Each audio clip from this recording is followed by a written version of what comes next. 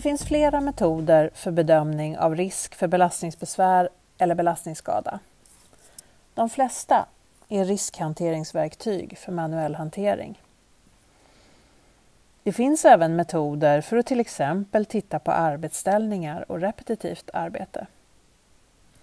När man använder etablerade metoder så tittar man på samma saker varje gång och mäter det man vill mäta på ett jämförbart sätt. Man tittar på durationen, det vill säga hur länge arbetsuppgiften pågår. Intensiteten, det vill säga hur mycket som hanteras. Och frekvensen, det vill säga hur ofta arbetsuppgiften återkommer. Metoderna är i första hand avsedda för att stödja bedömning av risk för belastningsbesvär eller belastningsskador på gruppnivå. Därför är det viktigt att den eller de personer som utför uppgiften som ska bedömas är representativa för de som arbetar med uppgiften. För samtliga metoder gäller att de också kan användas för att göra en snabb utvärdering av förväntat resultat inför en planerad åtgärd. Vi kommer nu att gå igenom metoden KIM-1 för bedömning av arbetsmoment som innebär att lyfta, hålla eller bära en last. För de flesta bedömningsmetoder finns det manualer. Både KIM-metoderna och manualerna till dessa finns tillgängliga på av.se. Manualen är ett viktigt stöd för att få bedömningen att bli korrekt utförd. Syftet med KIM-1 är att vara ett stöd för att bedöma arbetsförhållanden när man lyfter, håller eller bär en last. Goda kunskaper om arbetsuppgiften som ska bedömas är nödvändigt för att kunna bestämma tidspoäng, belastningspoäng och poäng för arbetsförhållanden. Om det saknas så bör inte riskbedömningen genomföras. Allt för grova uppskattningar eller antaganden leder till felaktiga resultat. Om lasternas vikter eller arbetsställningar varierar under en arbetsuppgift så ska ett medelvärde anges. Om arbetsmomentet tydligt innebär olika sätt att hantera laster inom en arbetsuppgift så ska separata bedömningar göras och dokumenteras.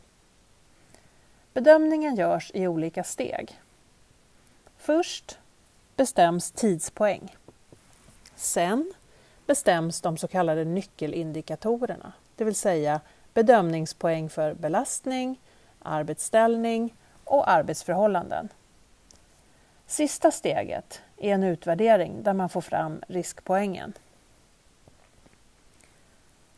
I steg 1 bestäms tidspoäng.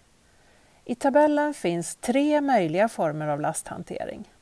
Antingen antal gånger man lyfter eller flyttar en last, eller hur länge man håller en last, eller hur långt man bär en last under en arbetsdag. Man väljer bara en kolumn för att få fram tidspoängen. Om arbetstagaren lyfter eller flyttar laster frekvent så väljer man den här kolumnen för tidspoäng. Om arbetstagaren framförallt håller till exempel en skruvdragare så väljer man den här kolumnen. Total tid som man håller i lasten under en arbetsdag ger tidspoängen. Om arbetstagaren framförallt bär last under arbetsdagen så väljs den här kolumnen för tidspoäng. Totalt avstånd under arbetsdagen anges här. Nu kommer vi till de så kallade nyckelindikatorerna där man bestämmer lastpoäng, poäng för arbetsställning och poäng för arbetsförhållanden. Bestämning av lastens vikt förs in i tabellen. För att få till en korrekt bedömning behöver man känna till lastens verkliga vikt. Om olika laster hanteras under arbetsmomentet som ska bedömas kan man använda sig av ett medelvärde av vikterna under förutsättning att vikten av en enskild last inte är högre än 25 kilo.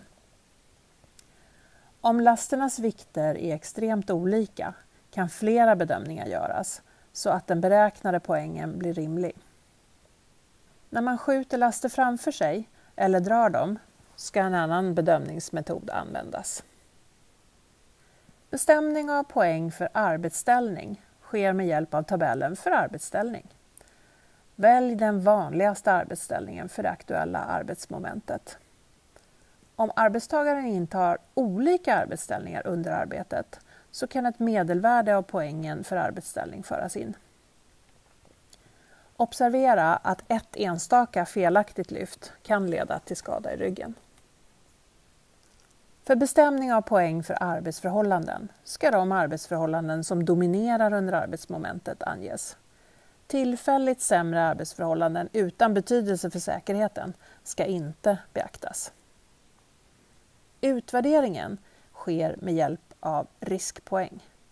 Riskpoängen beräknas genom att poängen för lastens vikt, arbetsställning och arbetsförhållanden läggs ihop och multipliceras med tidspoängen.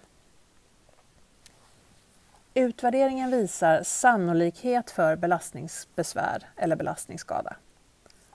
Enligt KIM 1 finns det 4 grader av belastningssituation.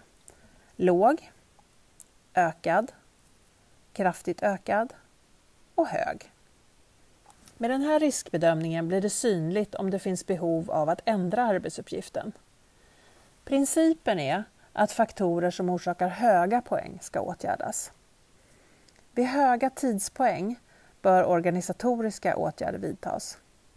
Vid höga lastpoäng bör lastens vikt reduceras eller lyftutrustning användas. Vid höga poäng för arbetsställningen bör arbetsplatsens utformning förbättras. Arbetsförhållanden bör alltid vara goda.